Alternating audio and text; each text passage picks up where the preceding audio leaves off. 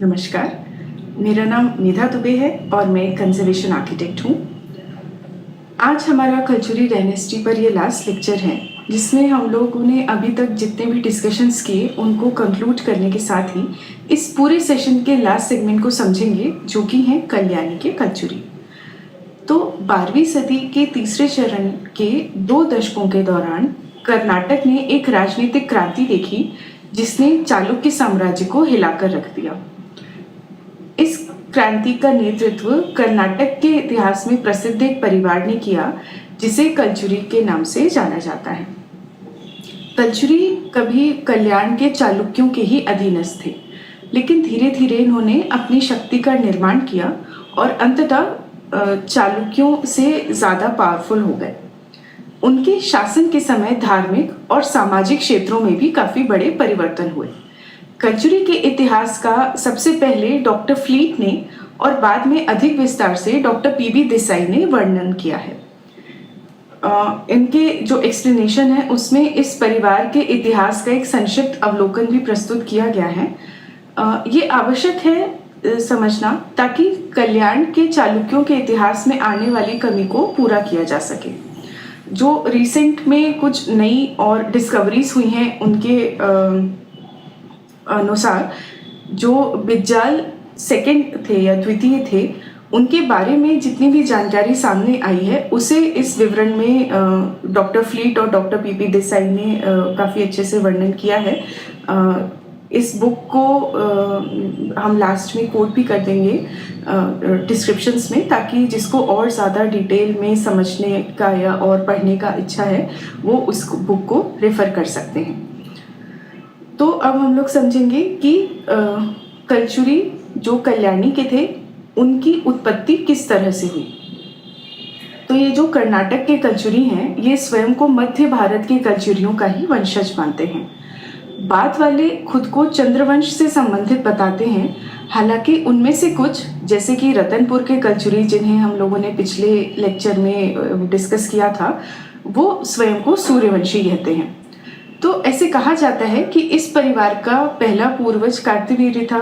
ये राजा जो महाकाव्यों में काफ़ी प्रसिद्ध है, ये पुरूरवा का वंशज थे और इनके दादा बुध के पिता सोम यानी चंद्रमा थे, और इला जो सोम की पत्नी थी, वो सूर्य की पुत्री थी। तो इस प्रकार कार्तवीर्य के परिवार के सदस्य पितृपक्ष से चंद्रवंशीय और मातृपक्ष से सूर्यवंशी थे। तो इस वजह से कुछ जगहों पर इनको सूर्यवंशी कहा जाता है, कुछ जगहों पर चंद्रवंशी कहा जाता है। कार्तवीर्य के पूर्वज एक है थे, और इस राजा से कई शासक परिवार अस्तित्व में आए, जिनका नाम उन्हीं के नाम के बाद में चलता गया। कल्चुरी भी ऐसा ही एक परिवार था। माहिष्मती जो वर्तमान में महेश्वर ओंकार मंधाता है, जिसके बारे में हम लोगों ने ऑलरेडी डिस्कशन कर चुका है, यहाँ से कल्चुरियों की उत्पत्ति हुई। अभी पुराणों का वर्णन है, लेकिन ऐतिहासिक रूप से कल्चुरी 6वीं शताब्दी ईस्वी में कल्चुरी के रूप में प्रकट होते हैं। इस परिवार के कृष्ण राजा ने मालवा, गुजरात, कोंकण, महाराष्ट्र और विदर्भ के बड़े क्षेत्र पर शासन किया। इनके पुत्र शंकरगढ़ ने राज्य को काफ़ी कुशलता से संभाला, लेकिन जो इनके पुत्र थे बुद्ध राजा, ये थोड़ा उतना मतलब उस लेवल का सक्सेस नहीं अचीव कर पाए, और इन्होंने चालुक्य राजा मंगलेश के खिलाफ युद्ध में हार का सामना किया।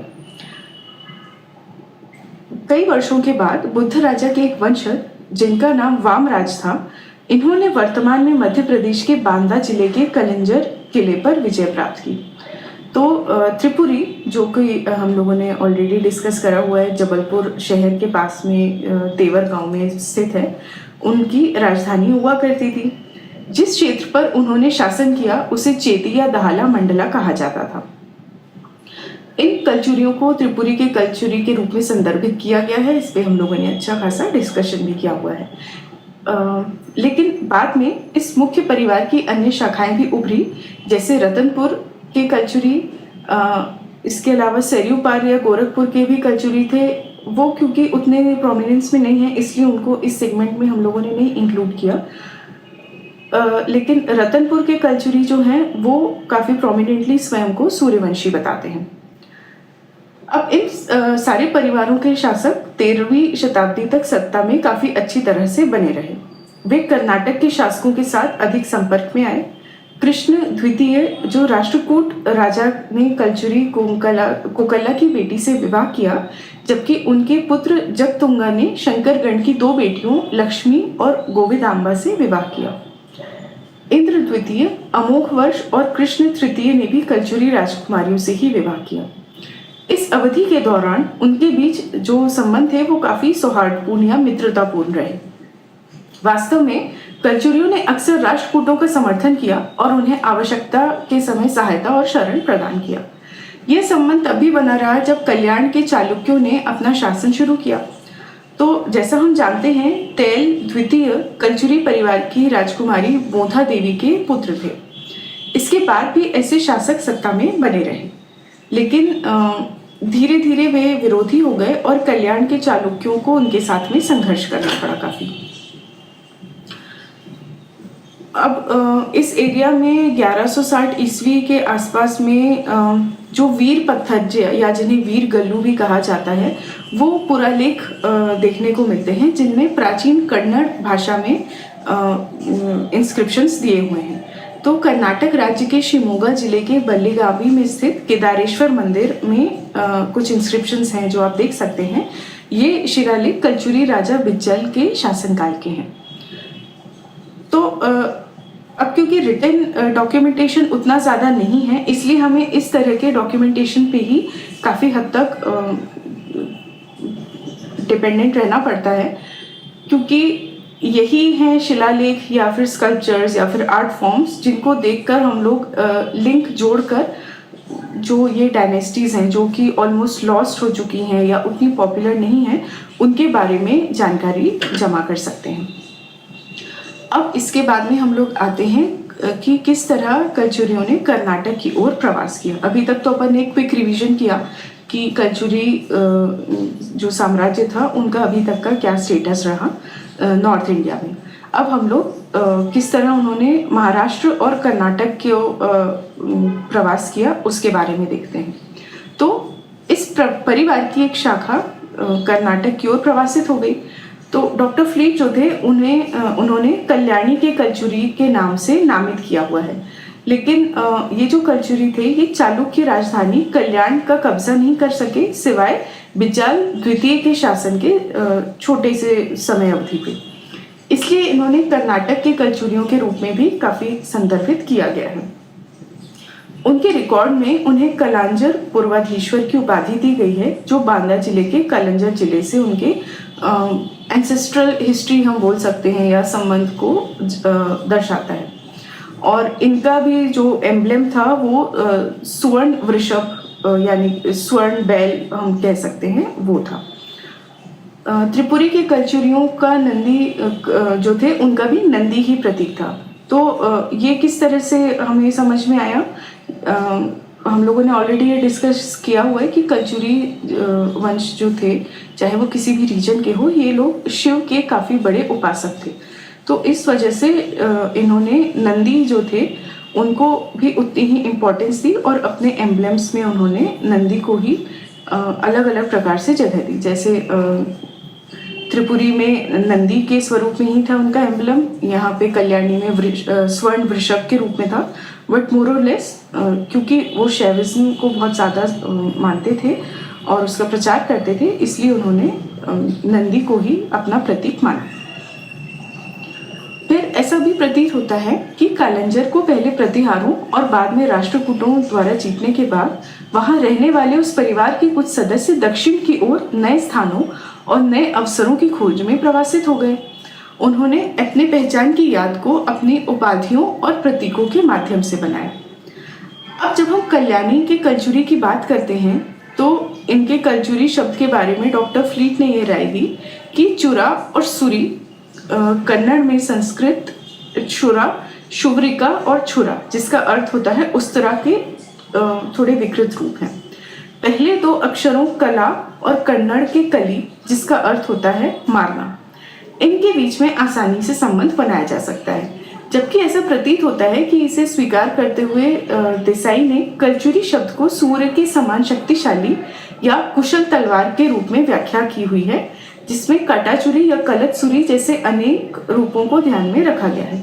तो इसलिए जो हम लोगों ने सबसे पहला डिस्कशन किया था कि कलचुरी नाम किस तरह से उत्पन्न हुआ, तो हर सेगमेंट्स में हम लोगों ने या हर चैप्टर में हम लोगों ने अभी तक देखा कि थोड़े बहुत वेरिएशंस हैं बस, और हर रीजन की अपनी एक क्योंकि उत्पत्ति की कहानी है, इसलिए उनकी कुछ स्टोरीज जो हैं वो लोकल भाषा के हिसाब से या फिर जो लोकल दंत कथाएं होती हैं उनके हिसाब से थोड़ी थोड़ी मॉडिफाई होती चली गई, बट मोर और लेस सबके मीनिंग जो थे वो ऑलमोस्ट सिमिलर ही थे, बहुत ज़्यादा डिफरेंस नहीं है।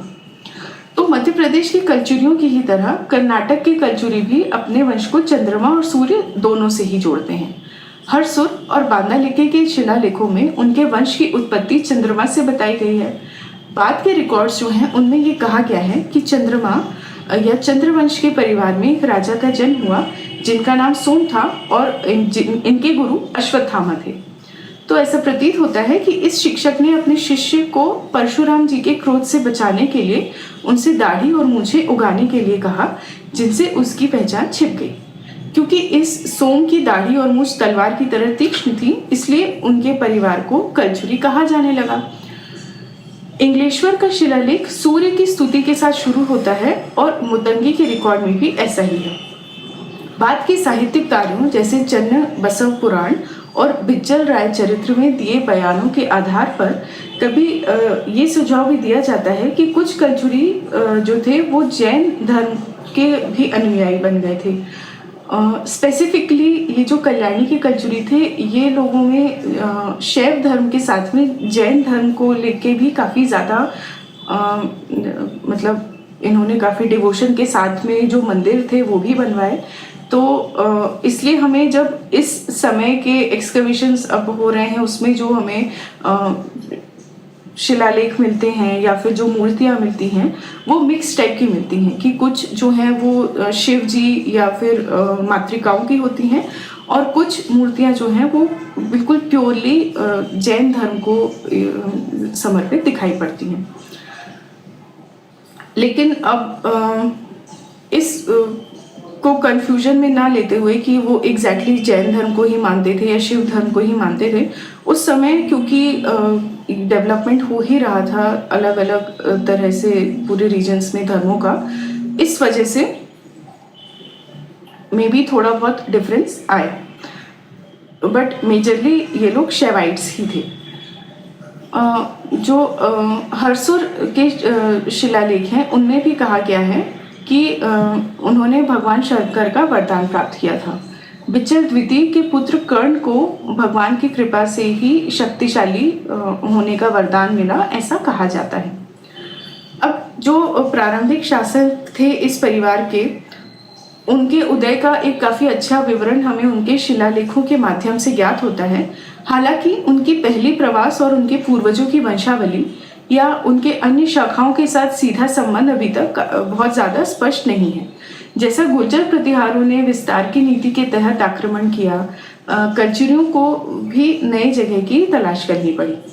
उनमें से कुछ कुंतल की ओर प्रवासित हुए और महाराष्ट्र राज्य के सोलापुर जिले में आधुनिक मंगल वेदे या मंगली वेदा में बस गए। यह तारिकड़ू नाडु नामक एक विभाग का मुख्य शहर हुआ करता था उस समय में। तो अब क्योंकि ये लोग जो चालुक्य थे उनके अधीन थे काफ़ी समय तक, तो यहाँ पर राजा की जगह पे सरदार ही उनको कहा जाता था। तो कर्नाटक के जो कलचुरी वंश थे उनके प्रमुख सरदार उचिता थे। उनके बाद कई राजा हुए जिन्होंने कल्याणी चालुक्यों के सामंत के रूप में शासन किया। जोगामा थे जिन्होंने विक्रमादित्य फोर्थ के प्रभावशाली सामंत के रूप में प्रतिष्ठा प्राप्त की। जोगामा की स्थिति इसलिए भी महत्वपूर्ण थी क्योंकि वो महान चालुक्य राजा से वैवाहिक संबंध में जुड़े थे। इनके बाद बसव, जो आधुनिक कर्नाटक राज्य के बागेवाड़ी के निवासी थे, एक ब्राह्मण थे और मदी राजा और मादलांबा के पुत्र थे। उनके मामा बलदेव राजा बिज्जल के दरबार में मंत्री थे। बसव को मंत्री के रूप में नियुक्त करने के कुछ सिद्धांत हैं, जिसमें पहला ये है कि जब उनके मामा बलदेव बीमार पड़ गए तो उनकी जो जिम्मेदारियां थी वो बसव को सौंप दी गई। और इसके अलावा एक अन्य सिद्धांत ये है कि बसव ने एक अभिलेख को सफलतापूर्वक पढ़ा जिसमें खजाने का स्थान बताया गया था। उनकी इस डिस्कवरी से राजा बिज्जल बहुत प्रसन्न हुए और उन्होंने बसव को मंत्री के रूप में नियुक्त किया। अब बसव पुराण के अनुसार जब बसव ने सत्ता संभाली तो उन्होंने भगवान शिव के सभी भक्तों को उपहार बांटना शुरू किया। अन्य लोग जो थे वो इससे थोड़ा डिस्कनेक्टेड या वंचित सा महसूस करने लगे और इस वजह से उन्होंने राजा को उकसाना शुरू कर दिया, जिसके परिणाम स्वरूप राजा ने शिव के 2 भक्तों को क्रूरता से दंडित किया। इस घटना का बसव पर काफी गहरा प्रभाव पड़ा। एक अन्य घटना में जब बसव की आयु मात्र 8 वर्ष थी तब उन्होंने अपने उपनयन संस्कार यानी जो ब्राह्मणों के पवित्र धागे का संस्कार होता है इसके दौरान भी विद्रोह किया। इसके बाद उन्होंने उस समय प्रचलित जाति प्रथा के कठोर नियमों के खिलाफ विद्रोह भी किया और अंततः उन्होंने जाति विहीन समाज को अपने सिद्धांत के केंद्र में रखते हुए अपनी स्वयं की धार्मिक विचारधारा का प्रचार करना शुरू किया। जल्द ही उनके दर्शन ने बड़ी संख्या में लोगों को आकर्षित करना शुरू कर दिया। अल्लामा प्रभु, अक्का महादेवी, चन्न बसवन्ना जैसे संतों ने भी इस संप्रदाय की स्थापना और उसे आगे बढ़ाने में महत्वपूर्ण भूमिका निभाई। बसव ने जो जीवन व्यतीत किया और शिक्षाएं दी वे अब कर्नाटक राज्य के उत्तरी भाग में हुई। इस आंदोलन की जड़ें राज्य के उन हिस्सों में दक्षिण कल्चुरी वंश के संक्षिप्त शासनकाल के दौरान पाई गई। अब ये तो हुआ एक पॉलिटिकल और थोड़ा रिलीजियस वाला एस्पेक्ट कि किन राजाओं ने किस तरह से रिलीजियसली या फिर पॉलिटिकली अपने तरह से इस रीजन को स्ट्रेंथ दी। इसके अलावा इस काल के कन्नड़ साहित्य की एक विशिष्ट स्पेसिफिकेशन ये था कि एक अद्वितीय साहित्यिक शैली का उदय हुआ जिसे वचन कहा जाता है। वचन शब्द का अर्थ जो शाब्दिक अर्थ गद्यांश होता है और ये शब्द साहित्यिक कृतियों जैसे चंपू काव्य में गद्यांश को पद्य से अलग करने के लिए उपयोग में किया जाता था। वीर शैव संतों विशेषकर बसवेश्वर ने इस शब्द को एक नई परिभाषा दी जो एक विशेष प्रकार की रचना को दर्शाती थी जिसमें कविता के सभी गुण होते हुए भी यह गद्य के रूप में रहती थी। इस प्रकार की रचना की उत्पत्ति 12वीं शताब्दी से मानी जाती है और जेदर दासी मैया को वचन रचनाओं के अग्रदूत के रूप में माना जाता है। उनके समकालीनों में दोहरा ककैया, मदारा चनैया, केम्भ्रुई भागन्ना और कोंडकुली केशी राजा जैसे अन्य लेखक भी शामिल थे। 12वीं शताब्दी के मध्य में बसवेश्वर के आगमन के साथ वचन साहित्य का व्यापक विकास हुआ और इनके समकालीन जैसे कि अक्का महादेवी और अन्य कई वीर शैव संतों और रहस्यवादी पुरुषों और महिलाओं ने 12वीं और 13वीं शताब्दियों में इस साहित्य वर्ग को समृद्ध किया। वचन शैली की मूल विशेषता यह है कि ये एक संक्षिप्त और सारगर्भित रचना होती है जो अपने आप में ही स्वतंत्र है। इसे सरल भाषा में व्यक्त किया जाता है और इसमें दैनिक जीवन से उपमाएं और रूपक लिए जाते हैं। वचनों का मुख्य उद्देश्य उच्च दार्शनिक विचारों को सरल भाषा में आम आदमी तक पहुंचाना था। लेखकों ने मौजूद जो धार्मिक प्रथाएं थी, सामाजिक रीति रिवाज थे और इन सब के दृष्टिकोणों के प्रति अपनी भावनाओं को व्यक्त किया है और वर्ग पदानुक्रम की बुराइयों और निरर्थक अनुष्ठानों की निरर्थकता को उजागर किया हुआ है। उन्होंने एकमात्र भगवान शिव के प्रति भक्ति के महत्व पर भी जोर दिया है। इस प्रकार वचनों ने धार्मिक, दार्शनिक और सामाजिक मामलों में जन समुदाय को शिक्षित करने का कार्य किया। अब जैसे हम लोगों ने पहले के 2 डायनेस्टीज जो कि त्रिपुरी और रतनपुर के कलचुरी के टाइम पे बने आर्ट एंड आर्किटेक्चर की बात की, उनके पैटर्न्स को समझा और उनके नॉर्थ और साउथ के टेम्पल स्टाइल ऑफ आर्किटेक्चर के एनालिसिस को डिटेल में डिस्क्रिप्शन किस तरह से किया जा सकता है इसको समझा। लेकिन जब हम कल्याणी के कल्चुरीज की बात करते हैं तो उसमें बहुत ज़्यादा क्लियर एग्जाम्पल्स नहीं हैं क्योंकि इनका ड्यूरेशन एक तो रूल करने का काफ़ी कम था और इनके रूल के जब ये लोग रूल कर रहे थे उस समय ही और भी काफ़ी सारी इम्पॉर्टेंट डायनेस्टीज को एग्जिस्ट कर रही थी, जैसे कि चालुक्य, राष्ट्रकूटा, चोला और होयसाला, जो कि खुद भी काफ़ी ज़्यादा पावरफुल डायनेस्टी में आते थे और इन्होंने भी काफ़ी सारे मंदिरों का निर्माण करवाया लगभग उसी टाइम पीरियड में। इसलिए हम लोग स्टाइल ऑफ आर्किटेक्चर की बहुत ज़्यादा बात नहीं कर पाएंगे क्योंकि उस वक्त के इतने सिमिलर स्टाइल्स थे और डॉक्यूमेंटेशन भी काफ़ी कम था। इस वजह से डिस्टिंग्विश कर पाना काफ़ी मुश्किल है। तो अनटिल एंड अनलेस हम लोगों के पास में किसी भी स्ट्रक्चर के अंदर शिलालेख लगे हुए हैं जिसमें स्पेसिफिकली डिस्क्रिप्शन है कि ये मंदिर का निर्माण या फिर इस मंदिर को निर्माण करने के लिए धनराशि की सहायता जो है वो कलचुरी राजा ने की गई द्वारा की गई या फिर उनके किसी मंत्री ने मंदिर का निर्माण कराया, तब तक हम लोग बहुत ज़्यादा कॉन्फिडेंटली नहीं कह सकते कि जो मंदिर हैं वो कलचुरी डायनेस्टी से ही रिलेट कर रहे हैं। इसलिए एग्जाम्पल्स थोड़े कम हैं, लेकिन फिर भी उन सारे एग्जाम्पल्स में से एक ये मंदिर है जिसे संगमनाथ मंदिर कहा जाता है। ये कुंडल संगम जो कि नॉर्थ कर्नाटका में आता है और इसको काफ़ी प्रोमिनेंट एग्जाम्पल कह सकते हैं हम लोग कलचुरी के टाइम पीरियड में बनाए गए मंदिर के नाम पे। अब कुंडल संगम, जिसे कुडाला संगम भी लिखा जाता है, भारत में लिंगायतों के लिए एक महत्वपूर्ण तीर्थ केंद्र है। ये कर्नाटक राज्य के बागलकोट जिले में अलमट्टी बांध से लगभग 15 किलोमीटर की दूरी पर स्थित है। यहाँ कृष्णा नदी और घटप्रभा नदी का संगम होता है और ये दोनों नदियाँ मिलकर आंध्र प्रदेश के श्रीशैलम की ओर पूर्व दिशा की ओर में बहती हैं। श्रीशैलम भी एक काफ़ी प्रोमिनेंट तीर्थ केंद्र है, तो इसलिए उसकी भी इम्पोर्टेंस काफ़ी ज़्यादा है। अब कुडाल संगम में बसवन्ना, जो लिंगायत धर्म के संस्थापक हैं, इनकी पवित्र समाधि, जिसे एक मंडप या समाधि भी कहा जाता है, वो स्थित है। यहाँ पर शिवलिंग भी है जिसे स्वयंभू माना जाता है। मंदिर में एक मंडप, नवरंग और मुख्य गर्भगृह शामिल है। नवरंग में बसवेश्वर, नीलम्मा, नंदी और गणपति की मूर्तियां स्थापित की गई हैं। गर्भगृह के द्वार फ्रेम फूलों की डिजाइनों और जानवरों की आकृतियों से समृद्ध रूप में सजाया गया है। गर्भगृह में संगमेश्वर या संगमनाथ के नाम से प्रसिद्ध शिवलिंग स्थित है। मंदिर के ठीक सामने नदी के बीच में एक छोटा पत्थर का मंडप है जिसमें भी एक शिवलिंग है और इसे डूबने से बचाने के लिए चारों ओर ऊंचा जो सीमेंट कंक्रीट का कुआं बनाया गया है। पूर्व में कृष्णा नदी के पार नीलम्मा का मंदिर स्थित है। नीलम्मा बसवेश्वर की पत्नी थी। यहाँ भी पानी से संरचना को बचाने के लिए ऊंचा सीमेंट कंक्रीट का सूखा कुआं बनाया गया है। विश्व गुरु बसवन्ना, जो कि सार्वभौमिक शिक्षक थे, एक प्रसिद्ध दार्शनिक और सामाजिक सुधारक थे जिनका जन्म बसवाना बगेवाड़ी में हुआ था। ये उत्तर कर्नाटक के बीजापुर जिले के काफ़ी छोटे से गांव में स्थित है। इसे इंग्लेश्वर बागेवाड़ी भी कहा जाता है। इस गांव में अग्रहार एक महत्वपूर्ण स्थान था। मदी राजा, जो इस कस्बे के प्रमुख थे, इनका घर यहाँ पर स्थित था। बसवेश्वर का जन्म मदी राजा और मदम्बिके के यहाँ हुआ था। भारतीय पंचांग के अनुसार यह घटना आनंदनामा वर्ष के वैशाख महीने के तीसरे दिन रोहिणी नक्षत्र में हुई थी।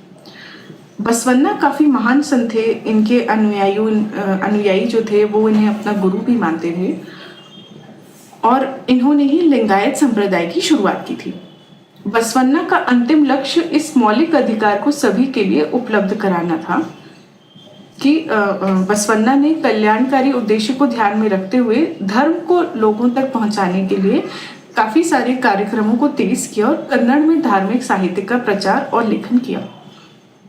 कुडाला संगम और संगमेश्वर मंदिर कृष्णा नदी और इसकी सहायक नदी मालप्रभा पर बने नारायणपुरा बांध के बैक वाटर स्टोरेज में एक बार डूब गए थे, जो मतलब काफ़ी समय तक, और पानी के डूबे हुए पोर्शन नहीं रहे।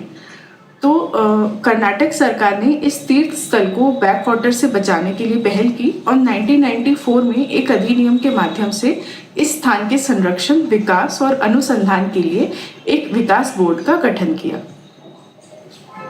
तो मंदिर जैसा आप लोग देख सकते हैं काफ़ी भव्य स्तर पर बनाया गया था और इसकी जो डिटेलिंग हम लोग देख सकते हैं, जो स्टाइल ऑफ आर्किटेक्चर देख सकते हैं, वो जितना भी नॉर्थ के कल्चुरीज थे उनके द्वारा बनाए गए मंदिरों से काफ़ी डिफरेंट दिखाई पड़ता है। और हम लोग क्लियरली समझ सकते हैं, बिना अगर हम टॉपिक को डिस्कस करें या बिना रीजन को डिस्कस करें, सिर्फ इस पिक्चर को देखते हैं तो हमें इजीली समझ में आएगा कि ये जो टेम्पल है ये स्पेसिफिकली साउथ पोर्शन को बिलोंग करता है इंडिया के। और इसकी डिटेलिंग जो है वो भी इतनी ज़्यादा इंट्रिकेट है, इसमें बहुत ज़्यादा मूर्तियाँ नहीं हैं, लेकिन ऑर्नामेंटेशन काफ़ी अच्छी तरह से किया गया है सारे वॉल्स पर भी और शिखर पर भी। तो ये तो एक एग्जाम्पल हुआ। अब अगर हम लोग कंक्लूजन देखेंगे आज के लेक्चर का तो उसके ये मेन पॉइंट्स हैं। सबसे पहले हम लोग बात करेंगे कला और स्थापत्य कला पे। तो मंदिर निर्माण की सबसे पहले अगर बात करें तो कल्चुरी वंश ने दक्षिण भारत के कई महत्वपूर्ण मंदिरों का निर्माण किया। इसमें से प्रमुख उदाहरण हमने अभी देखा जो कि कुडल संगमेश्वर मंदिर है। इस मंदिर का निर्माण उच्च वास्तुकला और कलात्मक डिजाइनों के साथ किया गया है। फिर शिलालेख और नक्काशी पे आते हैं। तो कल्चुरी शासन के दौरान कई सारे शिलालेख और नक्काशी का निर्माण हुआ। उदाहरण के लिए लकुंडी में जैन मंदिर में कल्चुरी राजा रायामुरी सोविदेव जो कि 1172 सीई को बिलोंग करते थे, इनके द्वारा बनाए गए पुरालेख मिलते हैं जो उस समय की शिल्पकला का अद्वितीय उदाहरण है।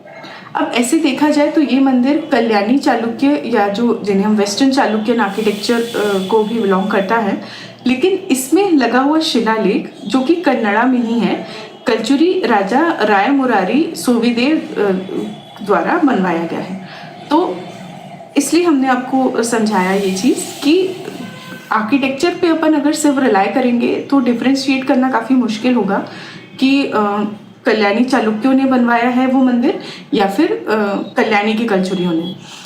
लेकिन जो शिलालेख हैं उनमें अगर प्रोमिनेंटली बताया गया है कि कल्चुरी राजाओं ने बनाया है तो ही फिर हम उसको समझ सकते हैं। इसके अलावा जो होते थे हीरो स्टोन्स जिन्हें हम कहते हैं, शिमोगा जिले के केदारेश्वर मंदिर में लगभग 1160 सीई का पुरानी कन्नड़ भाषा में लिखा गया शिलालेख कल्चुरी राजा बिज्जल जो थे उनके शासनकाल का काफ़ी अच्छा उदाहरण है। इसके बाद हम लोग आते हैं धार्मिक और सांस्कृतिक प्रभाव पर। तो इसमें सबसे पहले वीर शैव आंदोलन था जो कि कल्चुरी वंश के समय में इसका उदय हुआ। वीर शैव को लिंगायत आंदोलन भी कहा जाता है। बसवन्ना जैसे संतों ने इस आंदोलन का नेतृत्व किया जिसने जाति विहीन समाज और शिव भक्ति पर जोर दिया। इस आंदोलन का मुख्य केंद्र कुडल संगम हुआ करता था। इसके बाद आया वचन साहित्य। इस पे भी हम लोगों ने अच्छा खासा अभी डिस्कशन किया। तो कल्चुरी वंश के दौरान वचन साहित्य का विकास हुआ। ये साहित्यिक शैली सरल भाषा में गहरी दार्शनिक विचारों को व्यक्त करती थी। बसवन्ना, अक्का महादेवी और अन्य संतों ने इस साहित्य को समृद्ध किया। फिर आती हैं धार्मिक रचनाएं। तो कल्चुरी वंश ने कई धार्मिक संरचनाओं का निर्माण किया जो उस समय की धार्मिक संस्कृति को दर्शाती हैं। उदाहरण के लिए कुडल संगम में संगमेश्वर मंदिर और नीलम्मा का मंदिर। फिर हम लोग आते हैं सामाजिक और धार्मिक सुधार की तरफ। तो जैसा अभी हमने समझा कि जातिवाद के खिलाफ आंदोलन जो था वो बसवन्ना और अन्य लिंगायत संतों ने उस समय के कठोर जाति प्रथाओं का विरोध किया और एक समतावादी समाज की स्थापना की। बसवन्ना के उपदेशों ने समाज में व्यापक धार्मिक और सामाजिक सुधार लाए कई सारे। इसके अलावा कई सांस्कृतिक योगदान भी रहे हैं कल्चुरियों के, जैसे कि कन्नड़ साहित्य का विकास। तो कल्चुरी वंश के शासनकाल में कन्नड़ भाषा और साहित्य को भी काफ़ी बढ़ावा मिला। कई धार्मिक ग्रंथ और दार्शनिक ग्रंथ भी कन्नड़ में लिखे गए जो कि आज भी महत्वपूर्ण हैं। इन सारे पहलुओं ने कल्चुरी वंश के समय को कर्नाटक के इतिहास में एक महत्वपूर्ण काल के रूप में चिन्हित किया जिसमें धार्मिक, सांस्कृतिक और कलात्मक क्षेत्र में अभूतपूर्व विकास हुआ। तो इस तरह ये 5 सेशंस का हमारा सेगमेंट आज यहीं ख़त्म होता है। जिसमें हमने कल्चुरी डायनेस्टी के काफ़ी अलग अलग डायमेंशंस को जाना, उन्हें थोड़ा और एक्सप्लोर करने की कोशिश की और ये समझा कि ज़रूरी नहीं है कि हम अपने देश की मेजर डायनेस्टीज़ और उनसे जुड़ी इन्फॉर्मेशन पे ही फोकस करें, बल्कि आज के समय में हम सबके लिए ये बहुत ज़रूरी है कि हम हर छोटी बड़ी डायनेस्टी, उससे जुड़े कल्चर, आर्ट, आर्किटेक्चर, लिटरेचर और पॉलिटिक्स को समझें, ताकि जो भी फिलहाल की बची हुई विरासत है हमारी, उनको किसी तरह संरक्षित किया जा सके। नहीं तो क्या होगा, इग्नोरेंस या लैक ऑफ इन्फॉर्मेशन के चलते हम इन धरोहरों को खो देंगे। तो मैं उम्मीद करती हूँ कि आप सबने काफ़ी प्राचीन डायनेस्टी के बारे में कुछ नई जानकारी हासिल की होगी इन पिछले 5 लेक्चर्स में।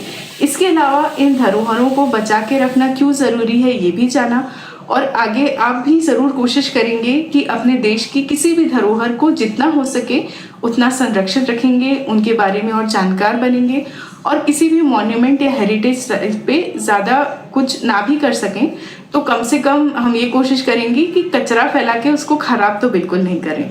तो आशा है आप सबको काफ़ी कुछ सीखने को मिला इन 5 लेक्चर्स में, कल्चुरी डायनेस्टी के बारे में, उनसे जुड़े कई सारे फैक्ट्स के बारे में, और आप आई होप खुद भी कोशिश करेंगे और ज़्यादा जानने की।